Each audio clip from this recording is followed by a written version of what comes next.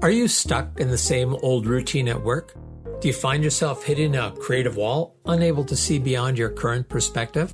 It's time to break free and unlock the power of fresh perspectives.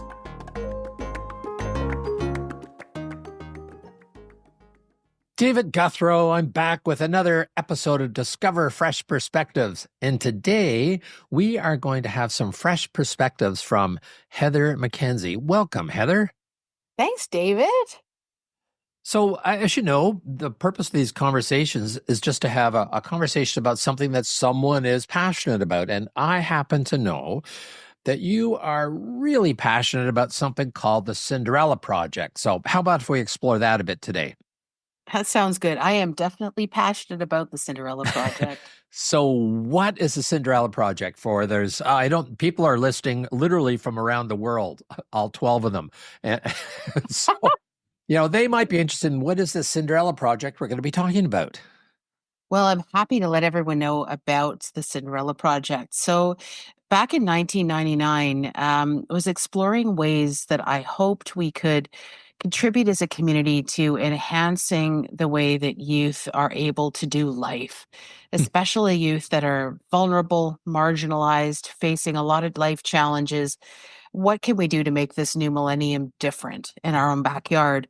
So the Cinderella Project was conceived 26 years ago as a really grassroots way to help walk alongside young people in their pursuit of finishing high school education and then determining what it is their great what's next might look like, what their heart's desire is for that. These youth that we support come from around the Greater Vancouver area here on the west coast of Canada in British Columbia.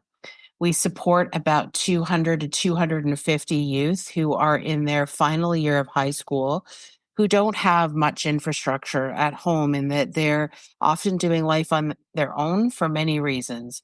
Bullied, have faced violence, neglect, abuse, all with tremendous socioeconomic challenge. Life looks pretty bleak for many of them. Mental health is challenged. And there's this sense of despair. Why would I bother keeping going with life? Why would I even try to finish school? What's in it for me to even keep going? And so we work alongside counselors, social workers, youth workers, Indigenous care workers to help these youth realize their awesomeness and help support them so that they can get high school under their belt, finish that first step of their education in the belief that with education, you have the ability to unlock different choices. So, that sounds absolutely fabulous. Well, let me back up a bit. So, what's the connection between the Cinderella Project, the name of the project, and what the organization actually does, how it fulfills its mission? Super good question. So maybe after 26 years, it's time to rethink the name because it might imply something a little smaller than what we actually do.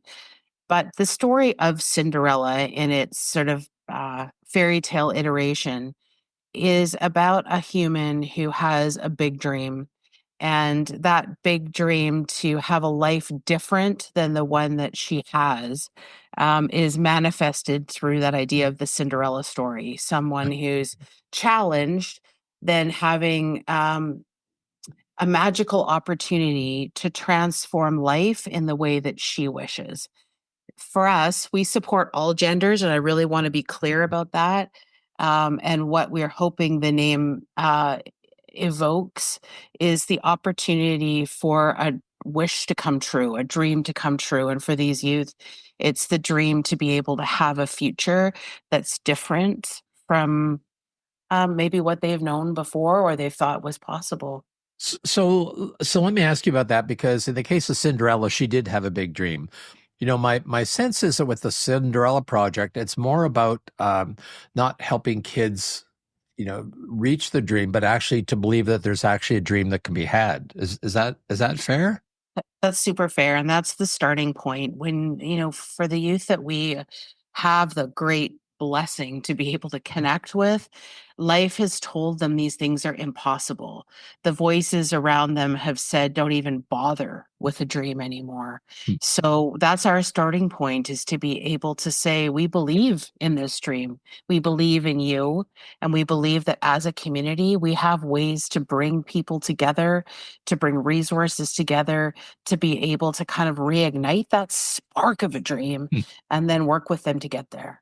So tell me, I have so many questions that I want to ask. So they're Yes, not going to ask away, ask they're away. not going to be a linear fashion. I can pretty much guarantee that, and anything beyond that is just speculation. So what do these kids experience? Like, what? Tell me about the each year you do the Cinderella Project. And so what happens for these kids? Well, first of all, how are they identified? And I think you started to say that some of their counselors, in lower mainland schools.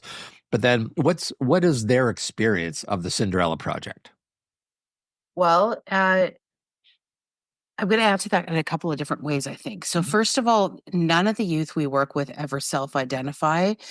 So we don't operate, although we are have charitable status in Canada, we don't operate like a charity. That's a fundamentally important value we have.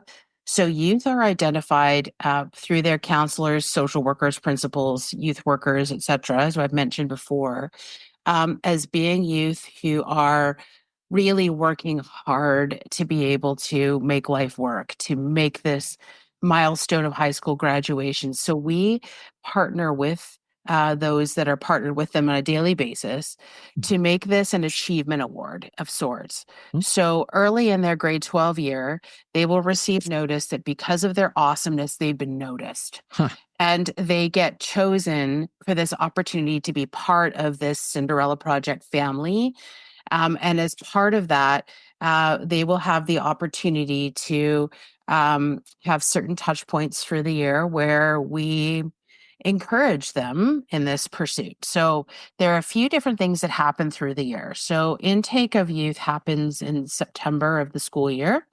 And we are in constant contact with each one of these youth to remind them that we see them, that we are here to learn more about them, what makes their heart happy, what their big dreams are like, and that we have community and infrastructure to help with those things. So it starts with writing notes of encouragement. It moves into the December time frame where we know things get hard for youth when many of them are without steady places to live. School is the most sure thing for most of these youth in their lives, and where you can get heat, light, hot water, a shower, some food. And when you have breaks during the school year, it can get very, very dark. It's just depression sets in, anxiety peaks, lots of dark thoughts about all the I can'ts. I'm not able to, it's too hard. So we make sure that at those touch points of breaks, we're really leaning in. So for the December winter break, we put together comfort and joy boxes, which are customized for each one of the youth, that lets them know that we see them. So let's say we have learned that a young person's big dream is to pursue culinary arts. So we would put together a custom box that has things that might encourage that particular talent, along again with letters to tell them that they matter, that they're not invisible, that they're cared for, etc. Grocery cards, essentials, those kinds of things go out over the winter break, along with a list of things that they can do in their community to keep them engaged that don't cost anything to do. And other kinds of resources, again, just to work on keeping the momentum going, the belief in belonging. So that happens in December, moving into the spring. So what we're coming up to at the beginning of March is an exciting event that many people know and attribute to the Cinderella Project. And we host what's known as a boutique day, or it's a graduation celebration day. We host it deliberately before spring break. Spring break is one of the times of year for a youth where we see the suicide rate really go up. It's a lot of the peers around are celebrating their acceptance into universities. They're excited about the finishing of grade 12, about all the parties that are involved. And this is kind of the Cinderella idea. We have gathered together literally thousands of gowns, suits, culturally appropriate celebration wear, makeup, jewelry, hair supplies, all kinds of things. And we host this day where each one of the youth come to a lovely hotel in downtown Vancouver who donates 2 entire floors of their hotel for us to transform it into a beautiful celebration event. Each youth comes and is paired up with a mentor for the day who helps them pick out their heart's desire. This is an interesting thing, Jeff. It's not about the stuff. This is the top secret thing that only our 400 volunteers and kind of get. These kids will come to pick out whatever they want to celebrate the big event of graduation. They can pick anything. So many of our youth have been rejected by family because of their gender identity or sexual orientation, for example, or because maybe they're espousing different faith beliefs than their family does, or are doing things differently according to traditional culture. So the rejection over those choices has had profound impacts. And in this space, we are completely non-judgmental. We are there to support these youth to be the bee that they wish to be. So in picking out whatever their heart's desire is, they can keep forever from thousands of donated things.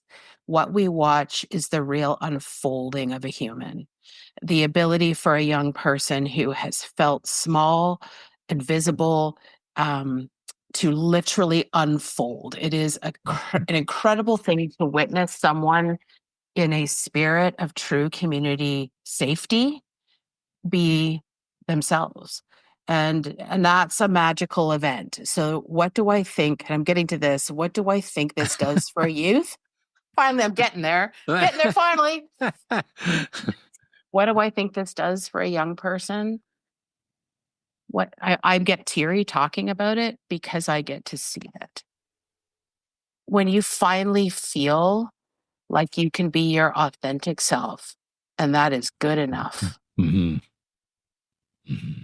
I don't think that is something I can articulate thoroughly, but we feel it. So in this space, we gather 400 volunteers and 200 to 250 youth. Their care people, all in a space where there is no strings attached, David. It's goodness on goodness on goodness. And it's the way that someone comes away feeling that you can never take away. So this is a tremendous amount of work to get this done, Heather. And you said 400 volunteers. So where do they come from? Well, I know where some of them come from because my wife and daughter have been involved, and I did once as well. But how do you get them? How do you get them all? And why do they come? Well, I'm smiling at this because when we started this back in 1999, it was our friends and family who came together to put this together, and then sort of word grew, and more friends and more family and friends of friends, and the volunteers' kids grow up and they get themselves involved, and really all walks of life. I think if you interviewed a volunteer, and that might be an interesting question. What I smile about is I believe that our volunteers who come, get their buckets filled up big time, and then they go away and tell their coworkers and their sports teammates and their classmates, say, I had the most awesome experience. Where just the gift of giving time in this day and age, I think is a commodity that's it's rare. And that really is the thing that pays dividends for our youth. When our youth leave this event, I kind of do the exit interview, so to speak, and say, like, what was the best part of your day? And every one of them says the same thing. I cannot believe how kind everyone was. I'm blown away that so many people came out to care. But our volunteers say the same thing. Our volunteers say, I'm so blown away to be part of a community that has such big hearts. These youth are inspired inspiring, amazing. And I think the reciprocation of something like this, that's the secret sauce. So where do they come from? It tends to be word of mouth. Why do they stick around? I think because it feels so darn good. You know, it's, And it's and it's amazing how many lives it's touched. Like our daughter has gone out, you know, she works on the makeup side of things and other bits and pieces, and she goes out to different organizations, major organizations, to see if they have things that are maybe you know, available for something like this. They're no longer as current, but they're still really good products. And you know, it just, some of the people that she's talked to say they remember. yeah, Okay, so maybe I get a little emotional as well. And I remember the lives that it's touched, and they can't wait to help out. Like the impact on the community goes so much beyond these kids. Like it's well, you say magical. It's a bibbity bobbity boo kind of yeah, moment. yep.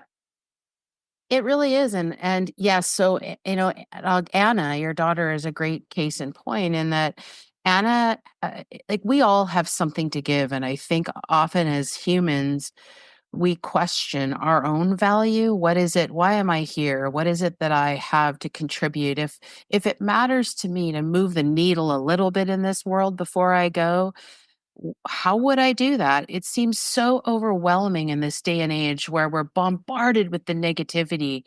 We're bombarded with the things that divide us. We feel, I think, often very helpless and a little hopeless about what can I do in this world that seems to be getting harder. And then what happens, and I can't take credit for this because it really is the convergence of good people and watching what happens when we all put that little thing in the pot that we have to give. Kind of like that. Do you remember that children's story? I think it was called Stone Soup. Where everyone in the community has something to add to the pot. I Right. have one carrot. I have one potato. I have a part of a leek. I have whatever it is, but together it makes that deliciousness. And Anna, for example, with her talent and her passion, and her knowledge of beauty product, it sounds like this is a gift to give. Every one of these youth who come don't ever feel worthy enough of even showing up in a store. Let's say as a teen, it's a special thing to go in to a store like a Sephora and see what's the latest thing that might be special. And I know that might sound a little, I don't know, maybe small or trivial. It's not. It's part of this culture of belonging, whether you think it should be or shouldn't be. It's that idea that, I like to feel a little special or a little pampered, and Anna gets it. So Anna has created a zone at this event in March. She works all year long to gather other community members who have talents in that world of beauty and in makeup application and that sort of thing. Gathers together products and creates her own sort of Sephora in our boutique day area. It's one of the most popular places, and I can say why because it's quite intimate in that when you're putting makeup or you're working with someone about themselves, you're holding someone in a very personal space. They're the full focus of your attention. It's what would make you feel like the awesome you that you are. Not saying that everyone needs makeup, but it's that feeling of connectivity. And Anna gets it. So, what she brings to that isn't the stuff. How exciting to get a wonderful new lipstick or a new foundation or whatever. It's a special thing, but it's the intimacy of the connection, the conversations, the moment that you matter and I see you. That's the real underlying gift. So I love and I hope that Anna would be a good person to interview on this, but I hope for her over, I think she's been involved for 5 years or so, and then a little bit longer, even when she was younger as a student. I hope that she would say that she also feels filled up, the empowerment for her. I hope she sees that we love and recognize her gifts, and so does everyone who connects with her.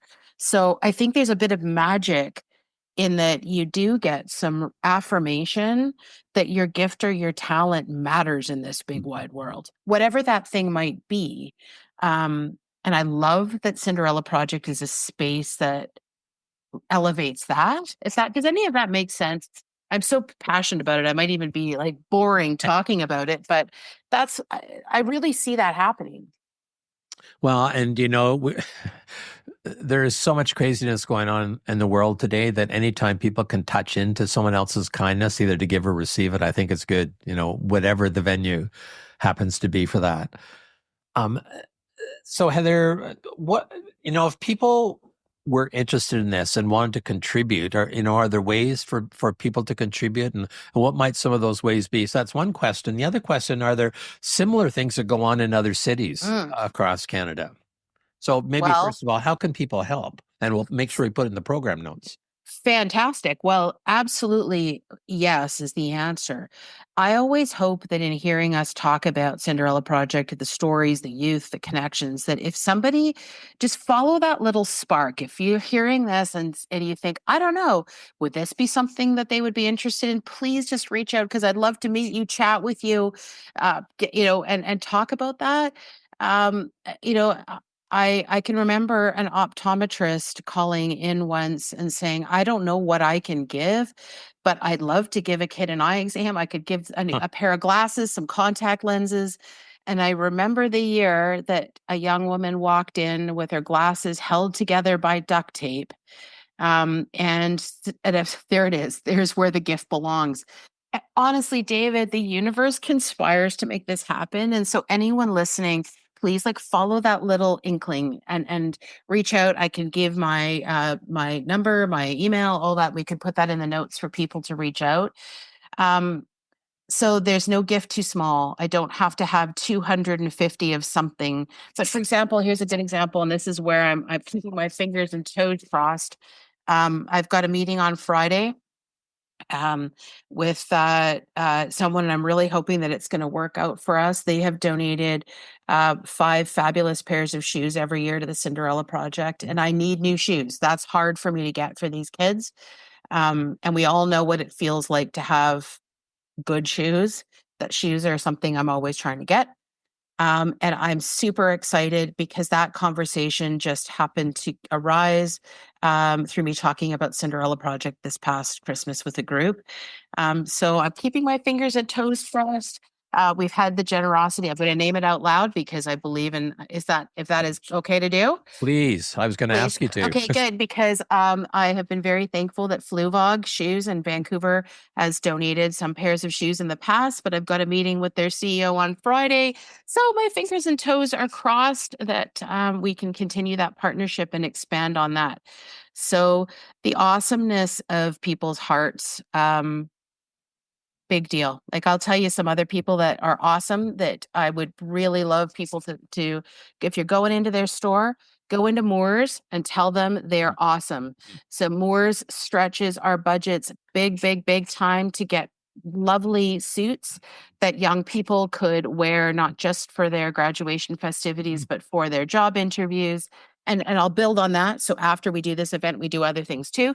But Moores, unbelievable. Bring in people with expertise and help, and just so good about all of that. So what about the hotel that you said gives 2 floors? That's amazing gift. So if you are going to book an event, the Pinnacle Hotel, please give them a high five. We happen to have the benefit That's of the Pinnacle downtown as opposed to the North Shore one. There is one on the North Shore owned by the same family. So that generosity, again, if you're going to book something in, please let them know that you're thankful that they support youth in the way that they do. And 26 years of support, David. Wow. 26 years. Save on Foods and the Pattison Group, who help donate food because food insecurity is consistently a common thread for our youth. So feeding our youth through the year well, providing gift cards and support. So again, a wonderful community partner in that regard. And there's many others. If anyone checks out our website, I don't want to overlook anybody because everybody that we have connected with who has partnered with us comes back year after year. It's amazing. We are very frugal in that we stretch budgets like crazy and we need financial contributions. We don't have sustained financial support. So, if you have $25 to give or $2,000 to give, we transform that into 100% of what we need for youth. Not a single penny goes to overhead, not a single penny, no one is paid. Everyone is a volunteer. So we really are very good. I'm proud that we're good financial stewards. So in addition to what we do here, we then start having more conversations with youth because every interaction helps us build the trust and the confidence that there are no strings attached. We're not giving you these opportunities because we're expecting something big out of all of this from you. It's just we want you to be happy. We want a good life for you. So, and you said there was follow-up afterwards as well, yeah, Heather? that's where what I wanted to chat about. So we stay in connection with these youth. The next thing that we are offering are what they need for their what's next. So do you need support in resume writing? Do you need support in interview skills? Would you need a little bit of money to be able to help even put in your applications for university? We have bursary funding to help with that. We then have bursary funding to help with post-secondary, whatever that dream may be or where. We want to hear what it is and see how we can help. Sometimes it's connections for mentorship or for work experience, but we stick with these youth and they are part of our family for always. Once they're part of Cinderella Project, they can come back to us if there's anything that they need along the way. And we've helped more than 6,000 youth finish high school and move on to what's next. So I'm going to tell you an exciting story. Okay. I've got an exciting story just from yesterday.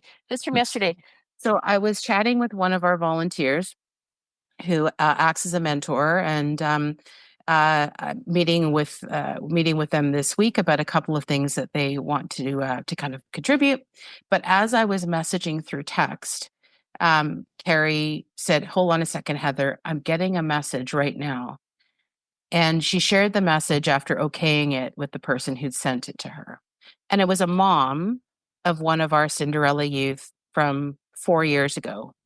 And the mom said, "I just want to reach out to you, Carrie. You might not remember me, but you were my fairy godmother with my daughter 4 years ago.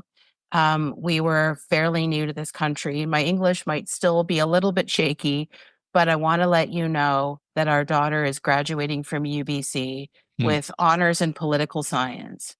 And you helped encourage her to apply for the BD Luminary Scholarship. She got that scholarship. And our family's lives have been transformed because of your kindness."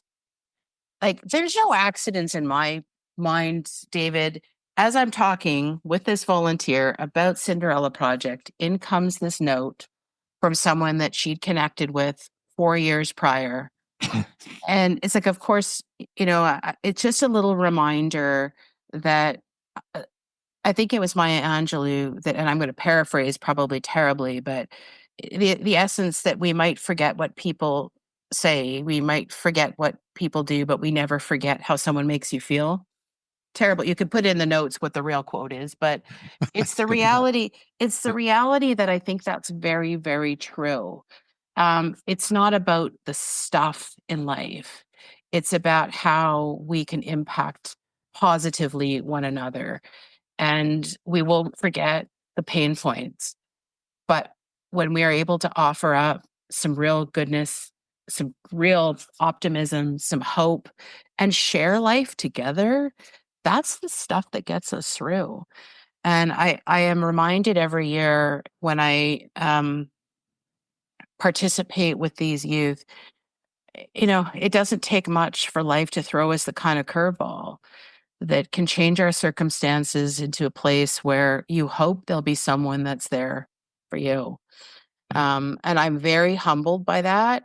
We're, very careful that we're not a bunch of folks with a ton of privilege giving to a bunch of people that are, oh, poor you have nots. Like, that makes my stomach turn. It's not the way we operate.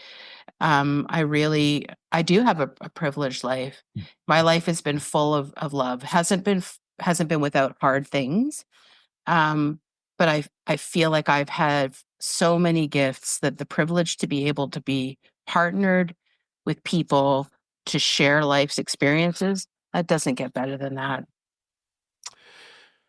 So I'm glad this is an audio podcast, not video, because I'm just a mess here. But I just maybe two more quick things, Heather. And like this sounds like such an amazing organization, process, gift. I don't know what the term for it is, but are there other similar things happening in other parts of the country or the continent? Yes. Yes. So thank you for asking about that again. I got off on on one big story.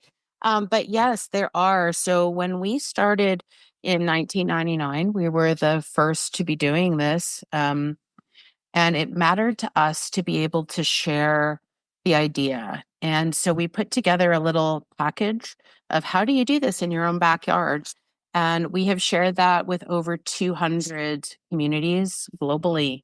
So everyone will do it their own way. There are going concerns in different cities across the country, in the US, in Australia, in England. And so if you're hearing this and you're like, I think my community needs something like this, please reach out, because two things that we like to do, we'll send you everything that we know about how we managed to make it work, because this isn't a proprietary thing. It's just, as I said, volunteer organization doing things in a community way. Yes, we did register early as it so that we could issue tax receipts for charitable donations or in-kind donations. But you can do this as it makes sense for your own community. And we share the resources we get. So we will every year bundle up extra, dresses, suits, accessories, makeup, whatever else, and we will help ship it off to other communities who would like to grow these ideas in their own backyard. Very cool. Now, Heather, I happen to know that this is not your full-time job, although it could be several full-time jobs. So just, what else do you do? Like, what's your other work? Just so people have a sense of how much work it takes to pull something like this together. Well, as I said, I don't do this alone. So I have a board, a volunteer board and committee that's kind of we're working board of about 15. And then as I said, we have an additional 400 volunteers that come to play in different things. But in my everyday other thing job, I'm a mom of two. I have a son who's 25, and I've got a daughter who just started university. She's 18. So I am a mom. I am also a really keen volunteer in the world of persons with disabilities. I happen to be blind. I've been blind for 30 years. So I do a lot of work with youth from coast to coast who are blind and partially sighted, doing youth empowerment. And I sit on on a number of boards that work with people with disabilities. And that's rooted in my background of being a lawyer. So I am a lawyer who practices in the area of employment and labor law, but very specifically in the areas of building highly functioning teams and trying to work through challenges that we hope don't exist in workplaces, but we do know that they do. Things like workplace bullying, discrimination, harassment, um, equity, diversity, and inclusion, things that I also find important. So that perhaps motivates a lot of what I do at Cinderella Project, because these youth come from all kinds of backgrounds and again are often facing marginalization and bullying, victimization challenges because of things like gender identity, sexual orientation, because of disability, mental health, culture, religion, etc. And I believe that we have what it takes to be able to make all humans understand and know that they matter. People should feel valued. They should feel included. They should feel understood. And I think we all have it in ourselves to be able to give that. That's just a grassroots thing I believe in.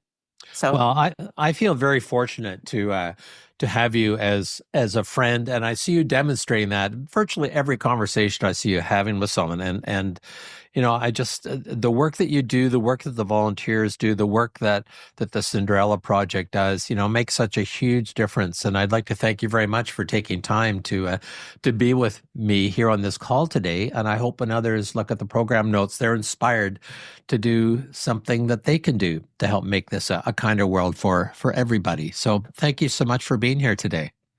I really appreciate the opportunity, David, and you and your family, in my estimation, demonstrate this just organically, just kind-hearted people who roll up their sleeves and give what they have in that spirit of contribution. So thank you for lending this space. Thank you to your listeners for opening their hearts a little bit today. I hope that I hear from some folks. Maybe there's an idea percolating, and I'm always up for relationships. So give me a buzz and let's chat a little bit more. So, and if I haven't answered anyone's questions, I'm happy to talk.